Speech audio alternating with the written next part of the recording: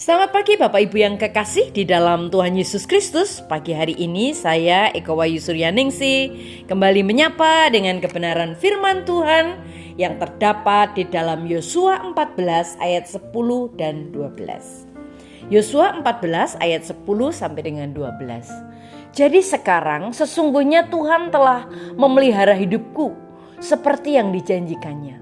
Kini sudah 45 tahun lamanya sejak diucapkan Tuhan firman itu kepada Musa. Dan selama itu orang Israel mengembara di padang gurun. Jadi sekarang telah berumur 85 tahun aku hari ini. Pada waktu ini aku masih sama kuatnya seperti pada waktu aku disuruh Musa. Seperti kekuatanku pada waktu itu. Demikianlah kekuatanku sekarang untuk berperang dan untuk keluar masuk. Oleh sebab itu, berikanlah kepadaku pegunungan yang dijanjikan Tuhan pada waktu itu. Sebab engkau sendiri mendengar pada waktu itu bahwa di sana ada orang-orang enak dengan kota-kota yang besar dan berkubu. Mungkin Tuhan menyertai aku sehingga aku menghalau mereka seperti yang difirmankan Tuhan. Amin.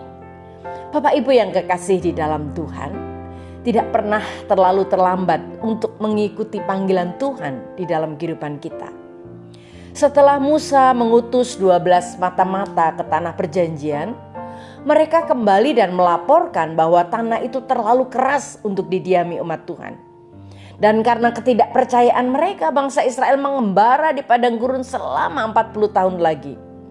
Seluruh generasi mati karena mereka tidak percaya pada janji-janji Tuhan. Tetapi Kaleb dan Yosua percaya sehingga mereka tetap hidup. Bahkan ketika bangsa Israel kembali ke tanah perjanjian 40 tahun kemudian, Kaleb dapat berkata, sekarang inilah aku 85 tahun umurku. Aku masih sama kuatnya seperti pada waktu Musa mengutus aku. Dan aku masih siap berperang seperti pada waktu itu. Jadi berikanlah kepadaku pegunungan yang dijanjikan Tuhan kepadaku pada waktu itu dahulu kala. Amin. Bapak Ibu yang kekasih di dalam Tuhan, luar biasa. Penggunaan kata berikanlah kepadaku pegunungan. Saya suka itu. Tanah yang diinginkan Kaleb penuh dengan raksasa dan kota-kota yang dibentengi dengan tembok-tembok besar. Pada dasarnya dia sedang berkata kepada Tuhan, berikanlah kepadaku tugas terbesar Tuhan. Berikanlah kepadaku kota yang paling sulit. Berikanlah kepadaku tempat dengan raksasa-raksasa terbesar. Berikanlah kepadaku daerah pegunungan. Aku tidak menginginkan tempat yang mudah. Aku tahu aku berusia 85 tahun. Tetapi aku masih memiliki kemampuan untuk melakukan hal-hal besar bagimu. Ketika kita melihat tentang hal ini, bagaimana dengan saudara? Jika saat ini saudara adalah seorang lansia, kita mungkin berpikir sudah waktunya untuk pensiun. Namun saya mau katakan, inilah saatnya untuk mencatat dan membersihkannya. Apakah kita pikir Tuhan akan membiarkan kita hidup 30 tahun lagi hanya untuk bermain golf? Hanya untuk duduk ongkang-ongkang kaki, membaca majalah, membaca koran, membaca artikel. Ini adalah kata-kata yang tidak ada di dalam Alkitab.